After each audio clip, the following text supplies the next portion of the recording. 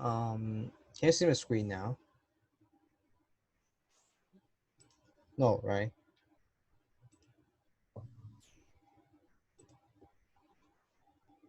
Can you see my screen? Hello? Yeah. All right, good. So let's continue. Okay. So last time we have introduced vector. Okay, and then this time we are going to go through a topic called force. Okay. Um. So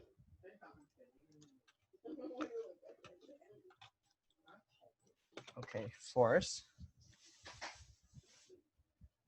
So intuitively, what is a force? Okay, so force is something that drives the motion of a particle. Okay, so it's something that drives particle.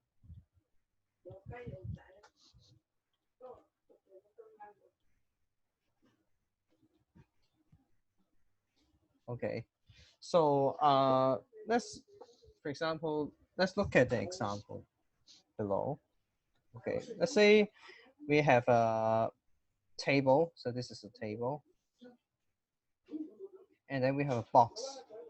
Okay, we have a box which basically lies on the table.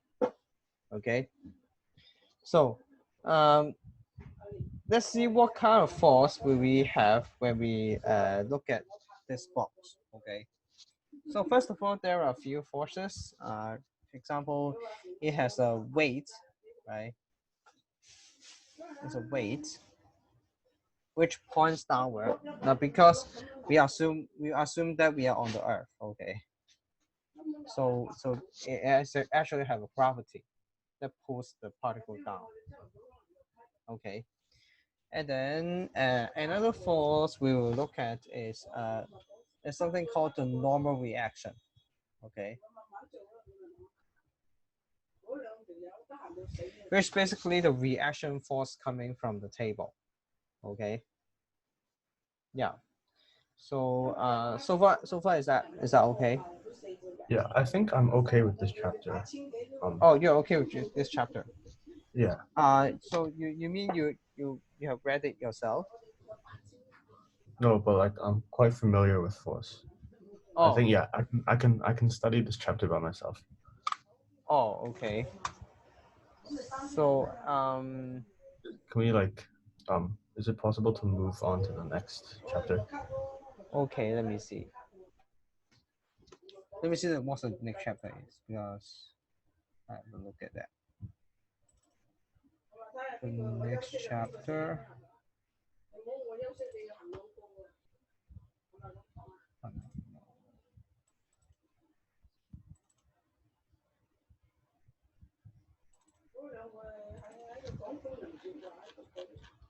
Yeah, I think the next chapter is resolving force. Now I want to ask where is your I mean what kind of forces have you learned? Like, do you know how to do like play with force in 2D situation, like resolving Um, components, something like that? can you give me like an example? Say if you have a force which points like this, okay. For example, I give you this is 20 degrees, and this is 20 Newton, okay. And then do you know how to deal with these kind of situations? No. No. Okay. So Oh, sorry. Could you like give me like 20 seconds? okay.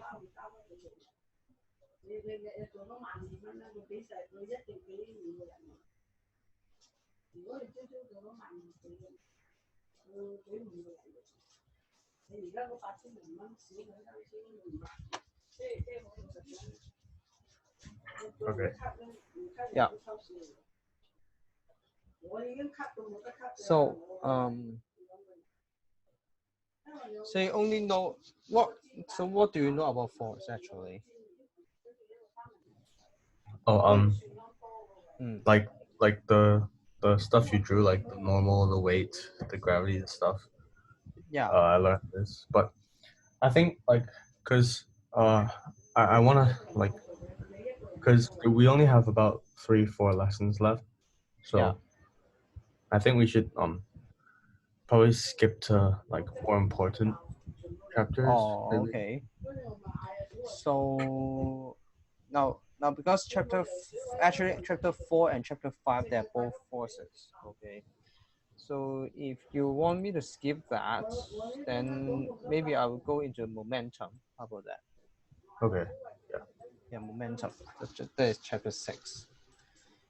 All Okay. right, then maybe let me just erase this.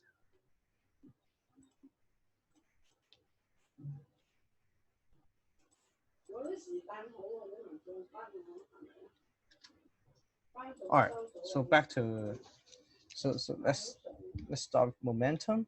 Okay.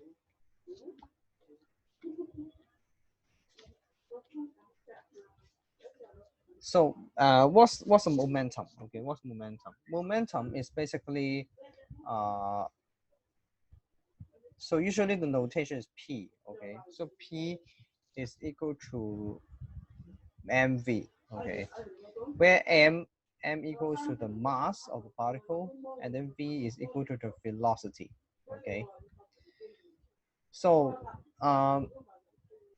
remember that if we last time we have learned vector, and we know that if we have a vector, then if we do a scalar multiplication, is also a vector. Okay, so that means actually velocity, if velocity a vector, then uh, p momentum is also a vector. Okay, is this okay? Yeah. So once you understand this, so that means you have a negative or positive momentum when we're dealing with one-dimensional problem. Okay. So let's look at the following example. Okay. So for example, we have a particle. Okay, which falls onto the ground. Okay, so let's say the when it falls onto the ground. Okay, the velocity of the particle is like 4 meters per second. Okay, and then after hitting the ground, it bounce back. Okay, bounce back, and then it goes like 2 meters per second. So the speed is half. Okay. All right. So here the question is asking the change in momentum. Okay.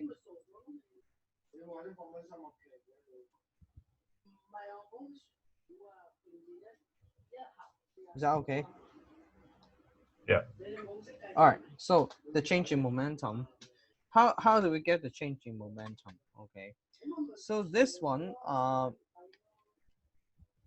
now here's a mistake. Okay, very common mistake committed by a lot of people. Okay. So well, some people will say, well, say this particle is 2 kg. I haven't mentioned that. Yeah. So if this particle is 2 kg, then the initial momentum is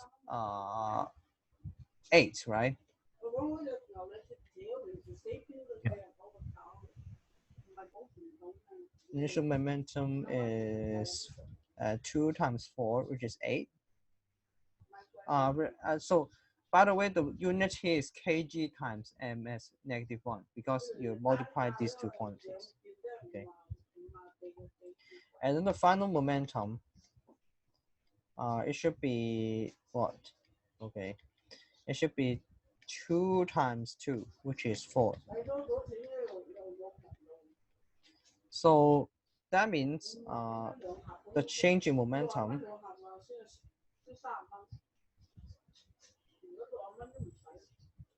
is final minus the initial, which is -4 kg meter per second. Okay. Okay. But I said this is a mistake, right? What's wrong with this argument? Can you figure out? Um. It's negative. Which one is negative? The initial. Initial. Yeah. Now it depends. It depends on the direction you're choosing. Okay. So the mistake is, let's say if we just like what you said. Okay. I set the downward velocity as positive. Okay. So we set downward as positive. Then actually the initial momentum. Okay. Let me use pi. Okay. So just a shorthand. Okay. So if it's set downward as positive, then pi is really 2 times 4, right? 2 times 4, which is 8 kg meter per second. And then the final momentum is negative 2 times 2, okay? Because it's going up. It's going up, right? So that means this is negative kg meter per second. So that means the change in momentum is negative 4 minus 8, which is negative 12 kg meter per second. But what if you chose positive to be upwards? Okay, if you choose positive to be upward, then the answer will be just negative this. Okay, you can think about this, right? So that means the change in momentum here. So the sign here indicates that the change in momentum is pointing upward. Okay. So the sign just tell you direction. Now if you choose upward as positive, it will give you positive answer. But the physics is the same, okay? Because both of them just indicate that they are pointing upward, okay? Yep. Yeah. So this is what momentum, how you work with momentum. Okay. So what's the use of momentum? Okay. So the use of momentum here would be like this. Okay.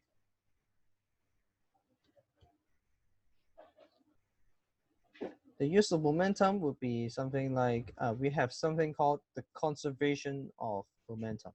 Okay.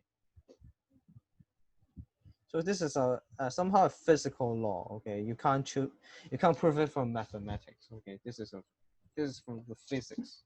Okay, so what does conservation of momentum state? Okay, the conservation of momentum states that suppose there's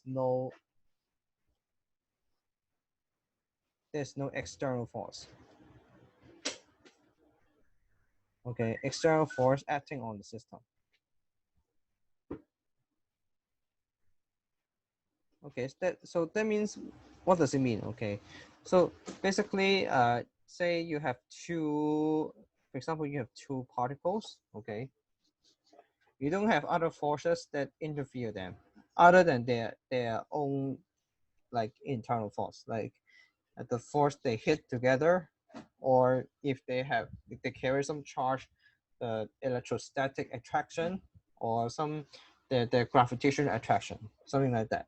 Now those are internal force, because if I add something on you, you add the same force on me. Okay, but what kind of force will be external force? For example, if the ground has some friction, okay, if the ground has some friction, that is an external force, because uh, as soon as the ground exerts a friction on one of the blocks, the block may not, the another block may not experience the same friction, right?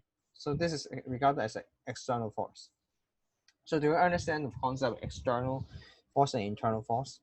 What's the difference? Um, not really. Not really. Okay.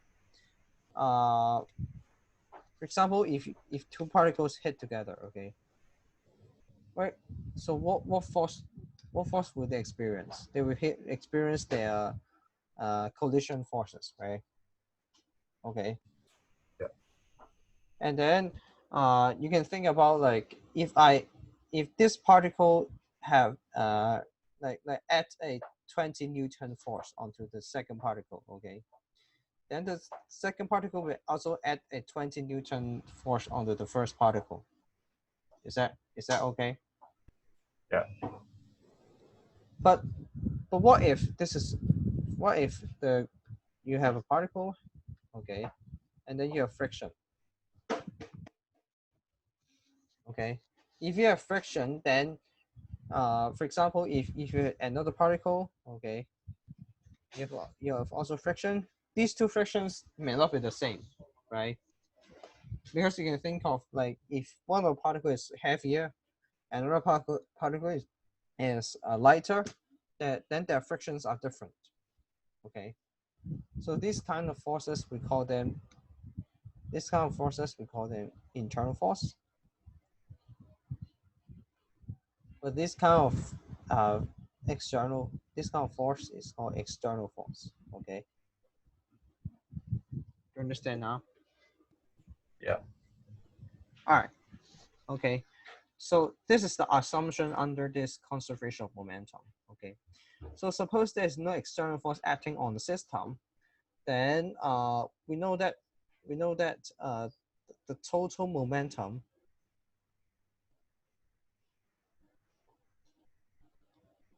okay, just remains constant. Okay. Or in short term we just call it conserves. Okay. So the statement is if there's no external force acting on a system, then the total momentum just stay constant, or the total momentum conserves. Okay. So this is the conservation of momentum. Okay. Do you understand the statement here? Yeah. Okay. So what is the use of this momentum law? Okay. This momentum law is useful when you deal with usually it's some collision problems. Okay. With some collision problems, you make use of this conservation of momentum. So let's see some example. Okay. So let's say we have a particle here. Okay. So it is 2 kg and then it is moving towards another particle B. Okay. All right. So this particle B has a mass of 3 kg, and then the particle A here is going to hit this B. Okay. So let's say this is 4 meter per second. Okay. Now and then after hitting, okay, then uh, the particle A will become 2 meter per second to the right. Okay. And the question here is, what's the uh, final velocity for B? You understand the question? Not really. So the particle A hits B. Okay. Yeah. And then after hitting B, the speed of A becomes 2 meters per second. Okay. Yeah. And the question here is asking the final speed of B.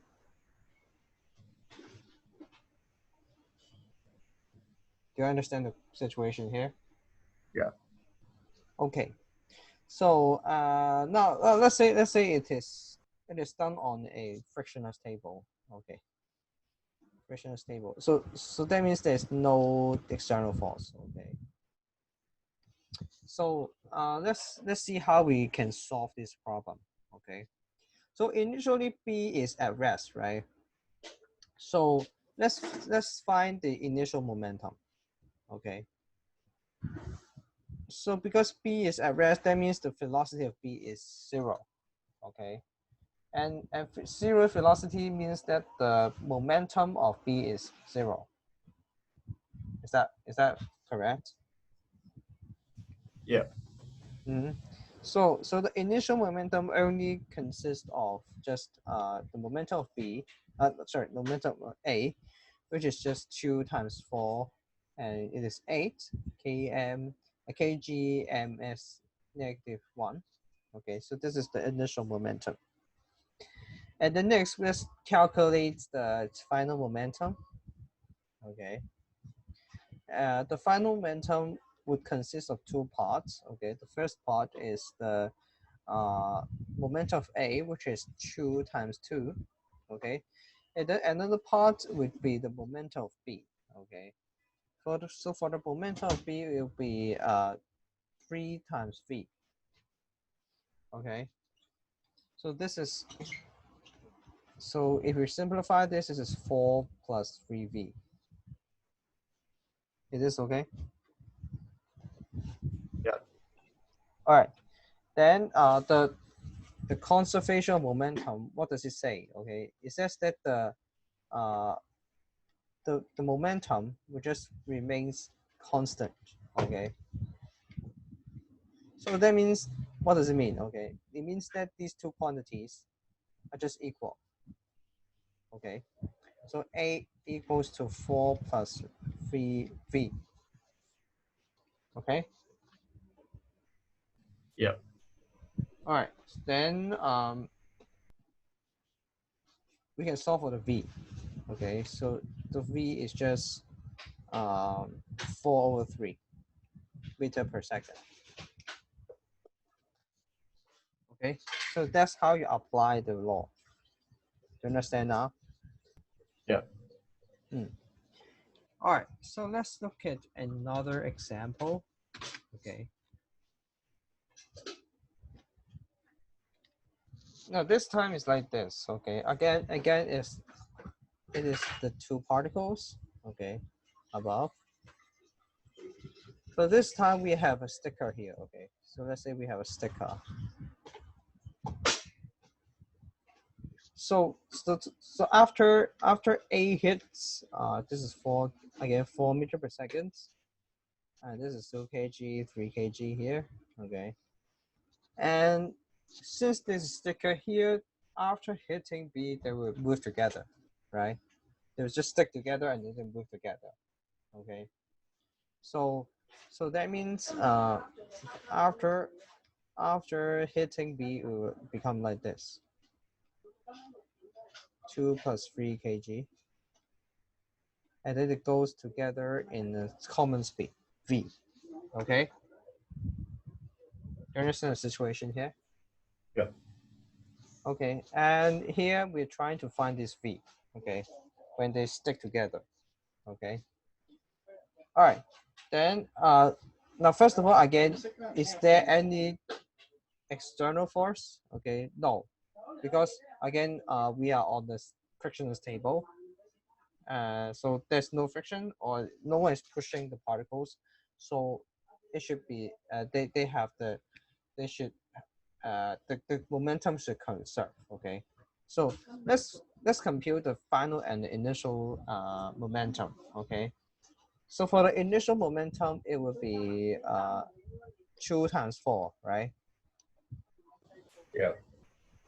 All right, and then for the final momentum, it should be 5 times V, right? Yeah. So we can solve for the V again. V is 8 over 5 meter per second. Yeah. Okay. So do you understand this problem? Yeah. Yeah. Good. All right. So let's look at some more. Okay. So I get the two particles above. Okay. But this time is different. A is going towards B at in the same speed, 4 meters per second. Okay. And for B is moving in opposite direction and in the speed of 3 meters per second. Okay. And then let's say after they hit together, and they hit, I mean after they hit each other, uh, again they stick together. Okay.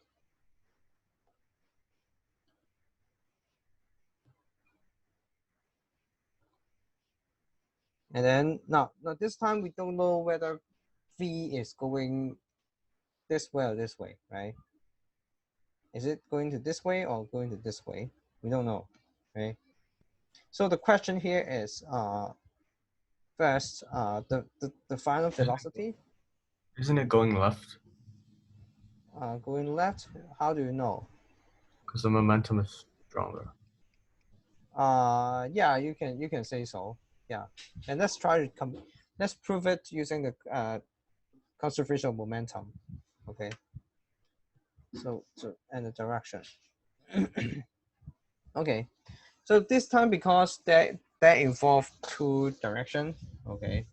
So we need to be careful about the signs of the quantities. Okay. Otherwise, we'll make the mistake just like the first example. Okay. So let's choose right as positive. Okay. It doesn't matter.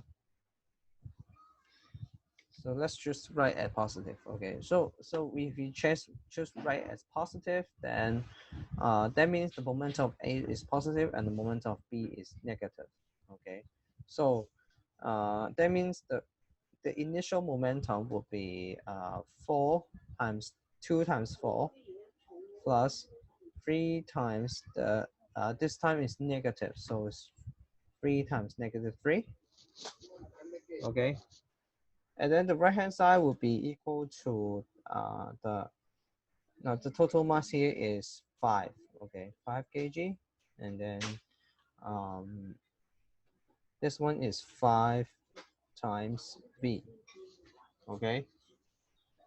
Then let's simplify the left hand side. This is 8 minus 9 is a negative 1. So negative 1 equal to 5V.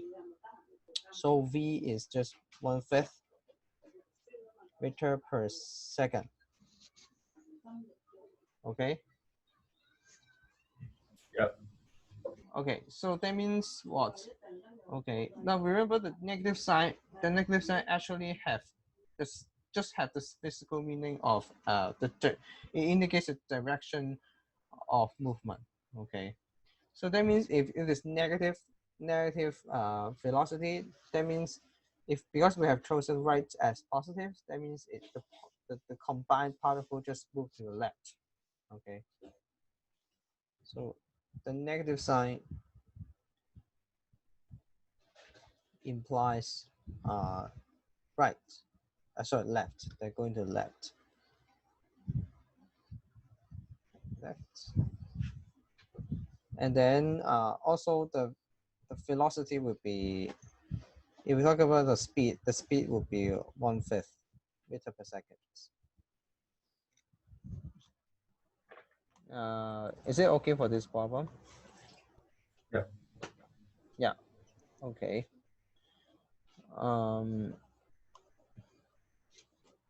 Sorry. Can you give me a few seconds? Sorry.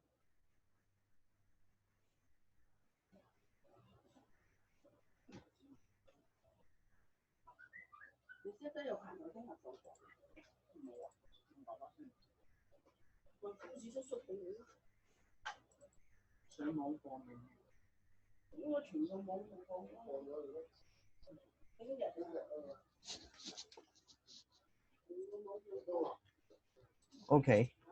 So let's do a few more examples. Okay.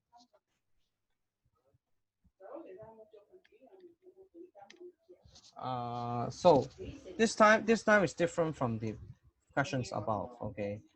So we're dealing with an explosion. Okay. Let's say we have a like a asteroid. Yeah, we have asteroid, and then it just breaks down into two parts. Okay. So let's say the ratio. Okay. The ratio of the masses here is 3 to 2. Okay. So M A, let's say this is particle A, this is particle B. Okay. And then it breaks.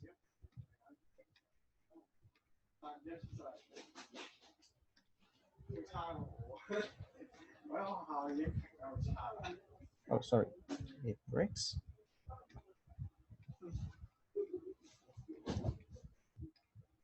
And the question here is, what is the ratio of their speed?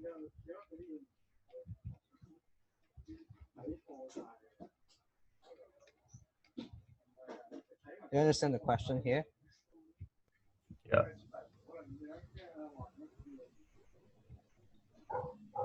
Okay, so this one, you know, again, this one they do not have an external force, right? Because you see, if they just breaks, okay, if nothing just trigger these breaks, like like if there are other things uh that crack down this asteroid, then there is external force. But this time it's not, because it's exploding.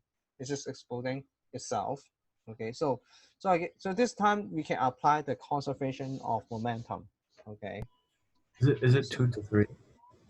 yeah, so the intuition is like 2 to 3, right? Because the heavier it is, the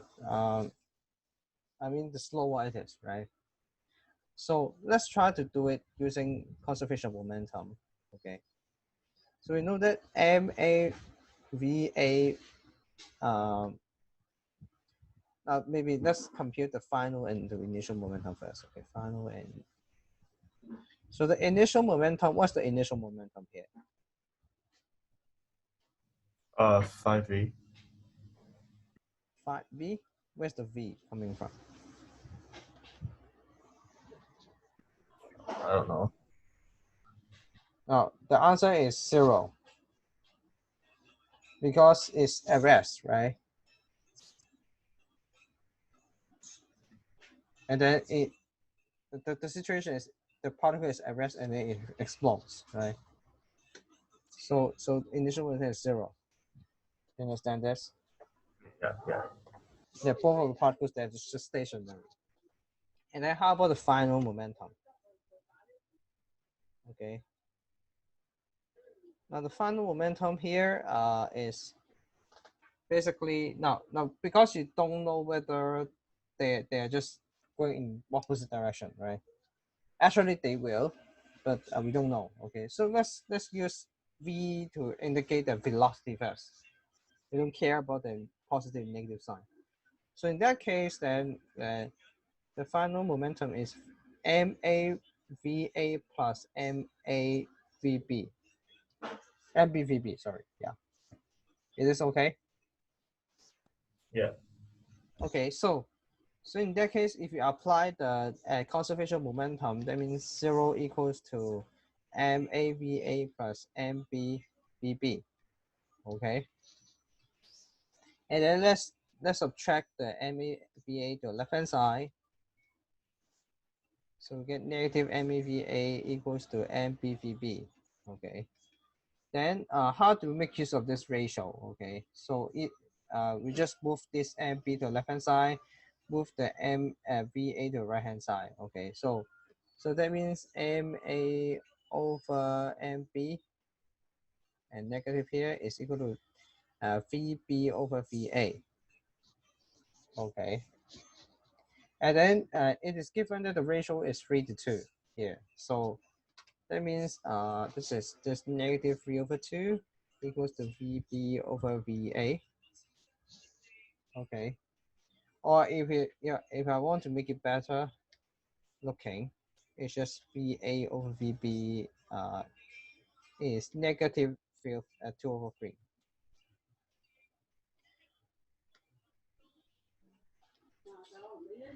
Okay.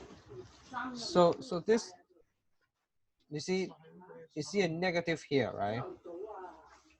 Why do we have a negative here? Can you figure out?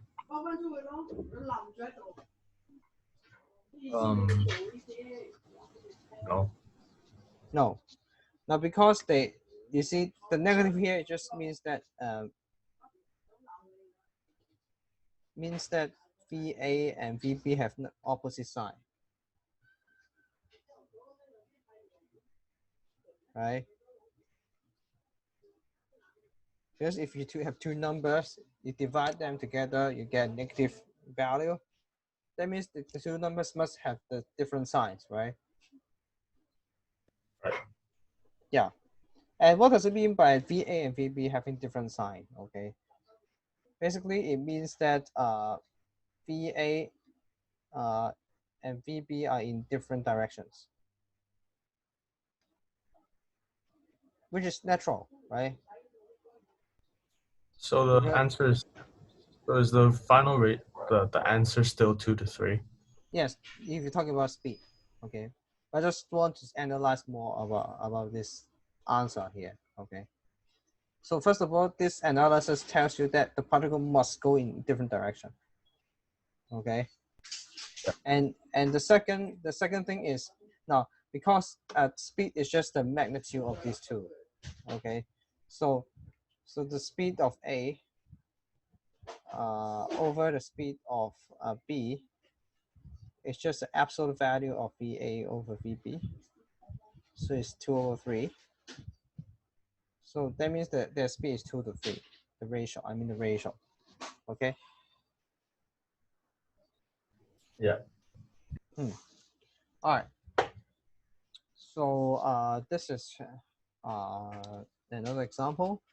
Let's finish with one more example. Okay. This chapter is very short. Yeah. So let's do one more example and then we can end this chapter. Yeah. So final example is like this. Okay. So let's say we have a car. Okay. So this is a car. Again, and then here it is. It can hold something, so you can throw something into this car. Okay. So initially, this car, maybe this car is 200 kg, and then it's going in front in maybe 30 km per hour. Okay. And then suddenly someone throw a ball, maybe a very very heavy ball, like 100 kg. Okay, into the car. Okay. So our question is, what is the speed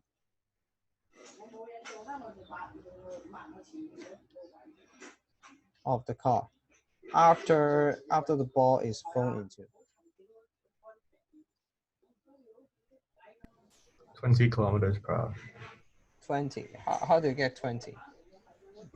Because initial momentum is 200 times 30, so 6,000, right? Mm-hmm. Then because it's constant, so and then the final is 300. It's 300 V. Yeah. So and 300 V is 6,000, so V is 20. Yeah. Okay. So 20 times 30 equals to um, 300 times V, right? So V is uh, 20 km per hour. Okay. Now, I think I mentioned that we should convert everything into SI unit, right? Now, obviously, km per hour is not the SI unit, but why we can work with km per hour here? Do you know why? Sorry, I can't hear you. Now, I mentioned that, for example, for speed, you must use meter per second, right? Yeah. But why we can use km per hour here? Because the question gave km. No, that's not a reason, right? Even I give you km per hour, you can convert it into meter per second. Oh, but But usually why it is fit? Why is fit here? because car speed is usually measured in km per hour. No, that's not a legitimate reason. And I I don't know. mean, you can for example, you can change this 30 into like 30 over 3 point. I think 30 over 3.6 meter per seconds, right? And then the V here will be meter per seconds, right? Why we can work with km per hour? So the reason here is because as I just now I said, if you want to convert km per hour into meter per second, you just divide by 3.6, right? and then you figure out that if you do this on both sides, they will just cancel out, right? Do you understand what I'm saying here? No. If you divide by 3.6 at the left hand side, you also divide the 3.6 at the right hand side, right? Yeah. So so so in that case, you're working everything in meter per seconds, but that is just the same as you do not the same equation holds when you do not divide it by 3.6, right? Yeah. So that's why you can work with km per hour instead here. Now, but Okay. now the play safe always actually you should do convert it into SI unit. Okay. It's not about whether your habit is to make it into km per hour or meter per second. It's not about habit. Okay. The reason is many formulas, many physics formula, they only work when you use SI units. If you use other kind of units, you will mess up with the values. Okay. Is okay now? Yeah. Okay. So I finished this chapter. Okay, so it's this very short chapter. Um, all right. So maybe I'll skip chapter 7 first here. Okay, and maybe let's go into chapter 8 first. How about that? Okay. Yeah.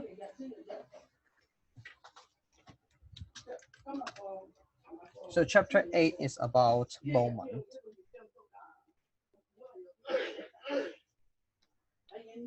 So what does moment here mean? Okay. That this moment is not about the moment the word moment we use in daily life. Okay. There's nothing to do with that. Okay. The moment here basically means the turning effect. Okay. It's basically describing the turning effect. Okay. Say, have you seen something like this? Like you have a balance. Okay. Like for example, if you have something here. Okay. Say this is 4 cm and this is 5 kg. And then how are you going to put a 4 km object at the right hand side so that it balance with that and the left hand side? Okay. So this kind of problems is it's a very standard one, and we deal with moments. Okay. Just about turning effect. Okay. So let's see the intuition of defining moment first here. Okay. So okay, do you have an answer here? Yeah. Where should we put this 4 kg on this balance so that it will have a balance? Yeah, 5 centimeters away. 5 centimeters away, right? How do you get 5 centimeters though? Uh, just 5 times 4 on the left side, and then 5 times 4 on the right side. Yeah, exactly. So you see the product of the mass and the actually the product of the mass and the distance here is very special, right? Yeah. So here we are going to instead of using mass, we'll deal with force. Okay, so we'll use force to define moment. Okay, so that for example, you can deal with this supporting force as well. For example, maybe in some situation you will want to deal with the turning effect of this supporting force. Then in that case, um, it's more convenient to deal with use force instead of using mass because this one do have mass, right? Okay, so let's define torque or I mean the moment. Okay, so the moment, okay, given a force F, okay, the moment by the force F is defined to be F times D. Okay, what is D here? Okay, D is basically the perpendicular distance. Okay, perpendicular distance of F and the pivot. Okay, is this okay? Yeah. What's the Okay. pivot? What's a pivot? Okay, so for a pivot is basically what we're going to choose. Okay, we're going to choose it's chosen by ourselves. Okay,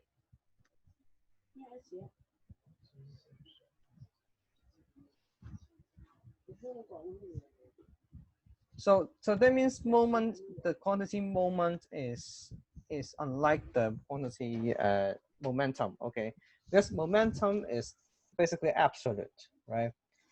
You have a speed and then you have a mass, then you have a definite value of momentum. Okay, but moment by the force, it depends on the point we choose. Okay, which is called the pivot. Okay, so let's see some example. Okay,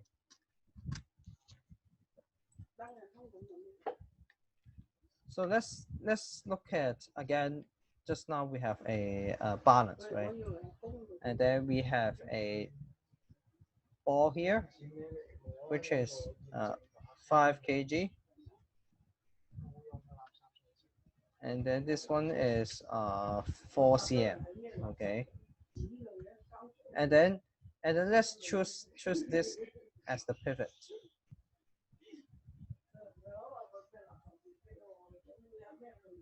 So usually it is this pivot will later on see that how we can choose this pivot. Okay, in the so if we choose this pivot wisely, we can simplify some calculations. So it's important to know how to choose this pivot. But so far, let's as example here, let's not discuss about that. Okay. Anyway, so let's say we have a particle with a mass 5 kg. What is the moment by the weight of this particle? Okay.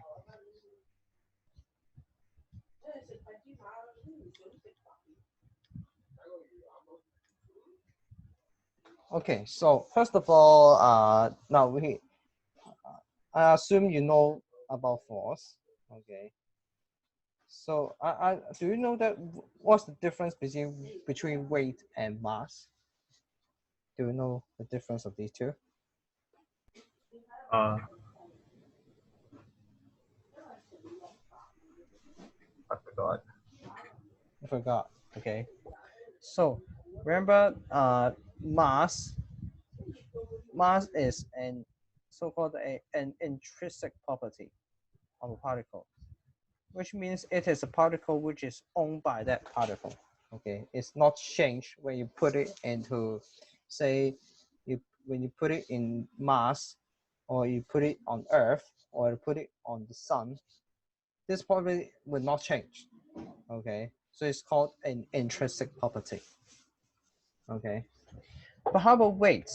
So first of all, we have to understand that the difference in weight and mass. Okay, so the weight in daily life, they are just the same as mass, right? Because like when you measure your own weight on a balance, okay, it's usually displayed as, for example, 50 something kg, right? And actually that quantity, 50 something kg, is not really the weight. Okay, it's something called the mass. Okay, and what's weight? Weight in physics, it means it is a force. Okay, This is a force. And actually, this is to be in a more precise way, it is a gravitational force.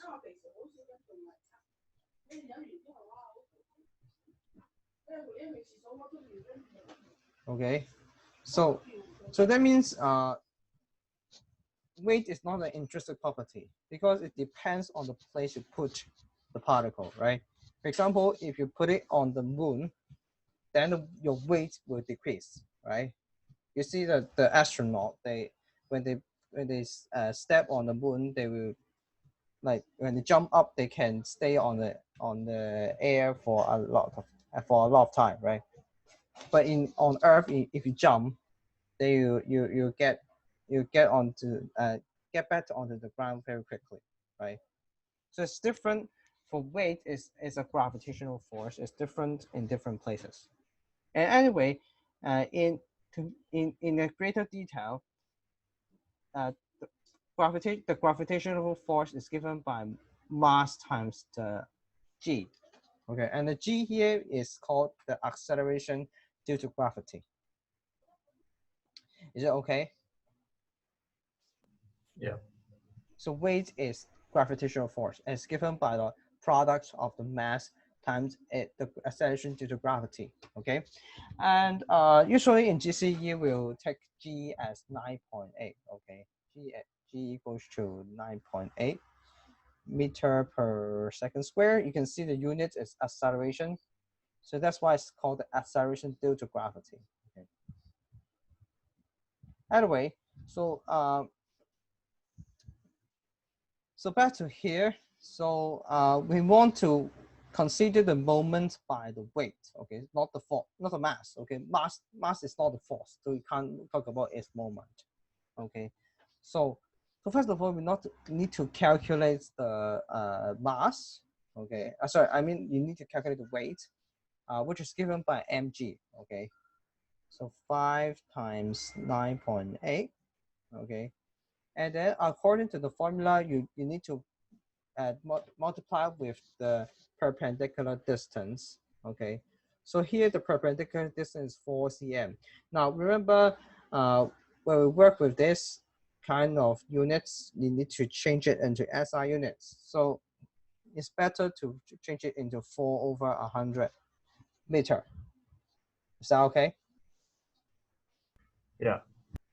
All right. So in this case, this is just, let me use the calculator. 5 times 9.8 times 4/100, which is 1.96. Do you know the unit here? Do you have any idea about the unit of this? No. You don't know. Okay. So now, because what's the unit for force? The unit for force is Newton, right? Yeah. And then the distance, the SI unit is meter. Okay. So the unit here is Newton meter. Okay. It works like this. Okay. Just now, we see that the momentum, if you multiply the mass with the speed, the unit would be just the product of these two. Okay. So it's kg ms squared. Yeah. As -1. Okay. Is that okay? Yeah. Yeah. So okay, so back to here. Okay, so this is a negative. So this is the moment by the weight. Okay. All right, and then next one. Now because I just have 3 minutes left, I won't get into the core part, but I'll just finish with a very important concept. Okay, which is called the anti-clockwise and clockwise moment. Okay, because actually there's some kind of conservation law we will see in moment. Okay, all right. So let's appeal to intuition for this part. Okay, so clockwise and anti-clockwise. So for example, if you have this, if you push the board in this direction, what direction will the board rotate? Clockwise or anti-clockwise? Anti. We take, yeah, so this is anti-clockwise. So the board, so here the board moves in anti-clockwise direction.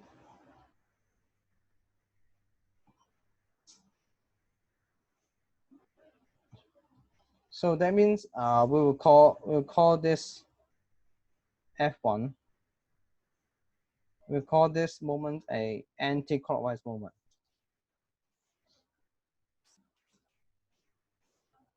Can you understand this? So the Yeah. force, the moment by this force F1 is an anti-clockwise moment. Okay, it's just a name. Okay. Yeah. All right. Another. So if we. So how about this one? Is it a anti-clockwise as well? Yeah. Yeah. So this one is an anti-clockwise. How about this force? It's clockwise. Clockwise. Yeah. So you can understand. You can appeal to your intuition that how to distinguish anti-clockwise and clockwise moments, right? Yeah. All right. Yeah. So the next time we will see how to deal with this kind of balancing problem uh, using the concept of anti-clockwise and clockwise movement. Okay. And also actually you need to also know something about the forces. Okay. In order to understand some of the problems in solving the moment problem. Okay. Mm. So is there any questions so far? No. No. Okay. So if there's no question, maybe let's end the lesson here. Okay. Okay. Mm. Okay. So that's it. Okay. Bye. Okay.